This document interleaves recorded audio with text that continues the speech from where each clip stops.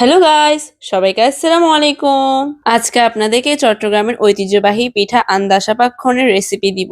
আজকের আন্দাশা পাক্খন পিঠাটা বানানো হচ্ছে মূলত তালের রস দিয়ে। গাইস, এখানে মূলত দেওয়া হয়েছে পরিমাণ মতো চালের গুঁড়ি, ময়দা, লবণ, চিনি আর দুধ পাউডার। গাইস, পরিমাণটা তো এখন বলতে পারছি না, কারণ আমি রান্নাঘরে যাওয়ার আগেই দেখি শুকনো উপকরণগুলো সব মিক্স করা অলরেডি হয়ে গিয়েছিল। মিক্স করা শুকনা ইনগ্রিডিয়েন্ট গুলোর সাথে অল্প অল্প করে গরম তালের রস মিক্স করে আটার ডো এর মতো একটা ডো বানিয়ে নিতে হবে। এবার সুন্দর সাদা দুধ মিক্স ফলিতিন লইবে। ফিরাসিটা বানানোর সময় একটু কিপটেমি কম করবা, তাহলে ফিরাসিটা একটু বেশ মজা হবে, বুঝছো?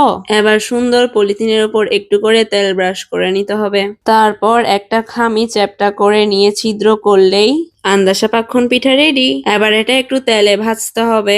তারপর যে কোনো একটা চিকন কাঠি ছিদ্রটার ভিতর ঢুকিয়ে দিয়ে ঘুরিয়ে ঘুরিয়ে ভাজতে হবে। গাইস, ছোট থাকতে আমরা আন্দাশা পাক্খন পিঠা বলতে পারতাম না, তো তাই এটাকে আমরা টায়ারওয়ালা পিঠা বলতাম। আপনারা আপনাদের জেলায় এই পিঠাকে কি বলা হয় সেটা অবশ্যই কমেন্টে জানাবেন।